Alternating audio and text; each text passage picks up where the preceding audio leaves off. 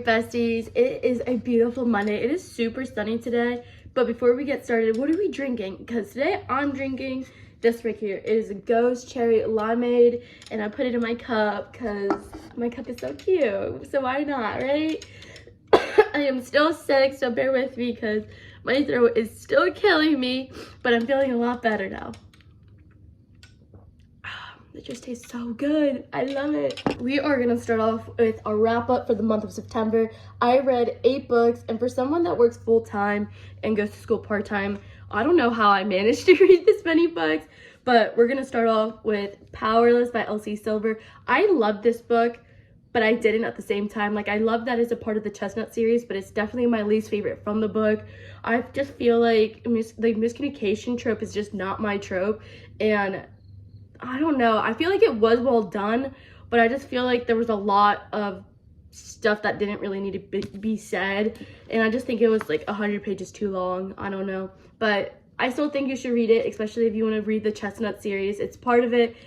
You can read it as a standalone, but it's like an interconnected series. So if you still want to read it, you should definitely, don't take my opinion just because it wasn't a 5 out of 5 for me.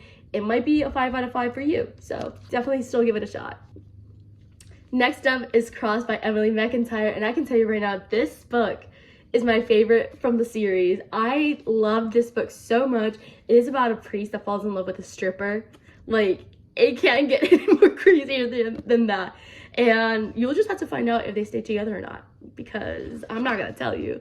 It was so good. The spice was so good. The banter was so good, and oh, I just loved it. Definitely check trigger warnings if you have never read a book by Emily McIntyre. Check trigger warnings because it can get really dark.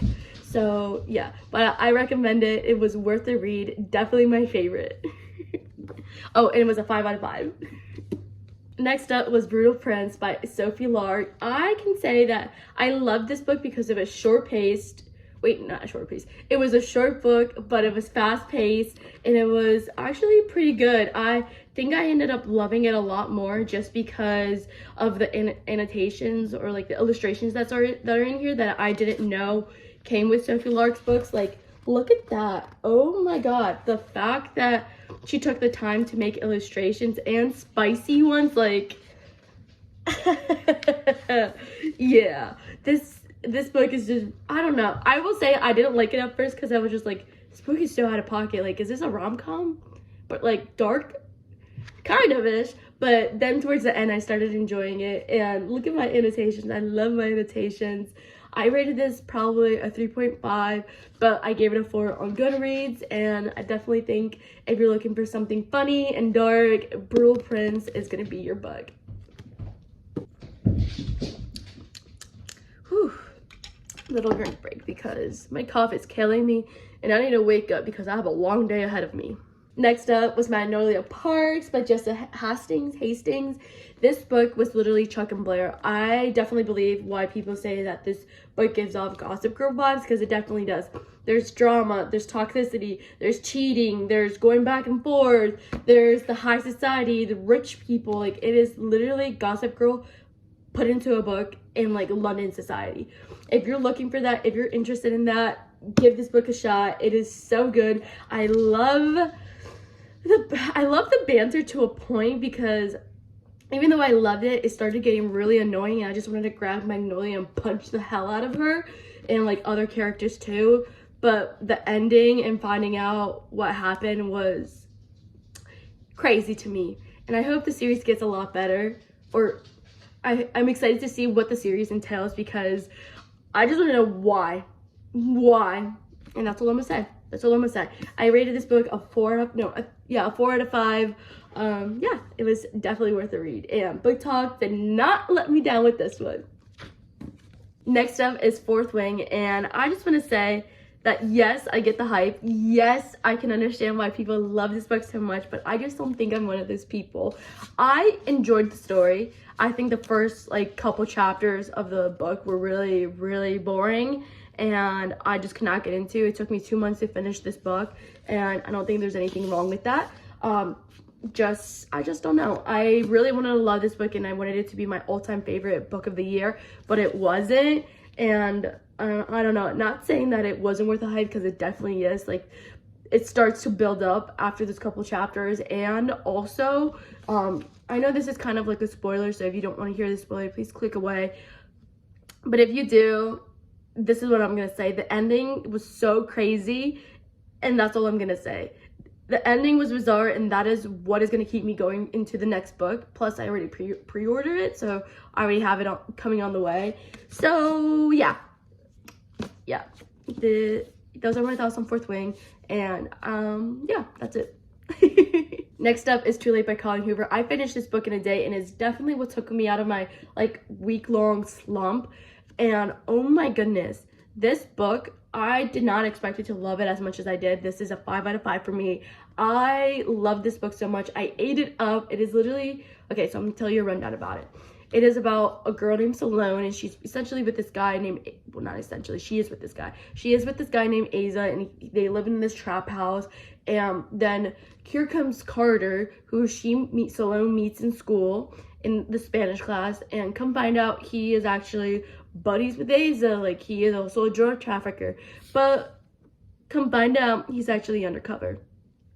He is undercover, and they're trying to take down this house, and I'm not gonna say anything else about that because I don't want to spoil it for you if I didn't already. But yeah, that is what the book is about, and you just gotta find out whether they crack it down or not. Worth a read. I know people don't like the author, but just give it a shot. It's worth it. Give it a shot. The book was actually on audiobook, and it was Divine Rivals. I loved this book so much. It was so good. It was probably one of my second fantasy reads that I just loved so much. I gave it a 4 out of 5. Rivals was definitely for me. I enjoyed it more than Fourth Wing, which I did not expect. I don't know, it was just so good, and I think maybe because I was listening to it, I enjoyed it a lot more, especially because I struggle with like reading fantasy and trying to understand like all the characters and remembering like who is everyone and like what's going on. Maybe because I listened to it, I enjoyed it more, but I don't know. I gave it a 4 out of 5, and I definitely think you should read it. Alright, the last book, and the book that I returned. And I never really return books, and this one I did. I don't know. I don't want to talk too much about it, just because it is a big book that is currently going on, and it's going to be like someone's favorite book. But I'm just going to say I read Wildfire. I did not enjoy it. It was not worth it to me. I definitely think Icebreaker was 10 times better. I think with this book, she tamed down a lot on the spice, just because the first book got so much hate because it had too much spice. Also, there was just some parts of it that I'm just like, I don't know, like, why do they both have daddy issues? Why? Like, where is the plot? What the fuck is going on? Why is he doing this? Why is she doing that? Why can't they just communicate? And I hate the miscommunication trope, and I don't know.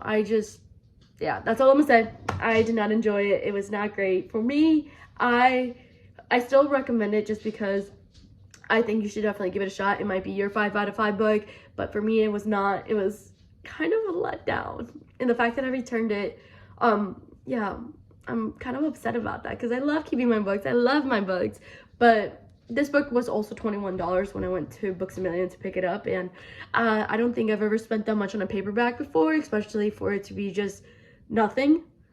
Like, there was no signed signature, there was no sprayed edges, like, the cover was okay, there wasn't art in it, and to spend $21 on it, I think it's, like, kind of crazy. $21 for a paperback. Yeah. I don't know. Now I'm just kind of rambling, but moral of the story, I did not enjoy the book, and I returned it. So yeah, I finished 8 books. So really shocked about that. I can't believe I finished that many books. Go me. I'm actually very proud of myself. What did you guys end up reading? Please let me know what you guys ended up reading, because maybe I'm gonna add it to my CBR. And also stay tuned to my Barnes & Noble trip book haul that I have. And what what else did I have? Oh, my October TBR, that will be coming up this week too. I appreciate everyone that likes and comments and subscribes to my channel. I hope you guys stick around for a while, and remember that these are just my opinions on books, and we can all have different opinions. It does not need to be this ugly, mean thing that, oh, you need to love my book, or like, oh my god, how do you like that book? It is just a book. And that's all. Hope you guys have a fantastic day. It is a beautiful day to have a good day. Kisses and love ya.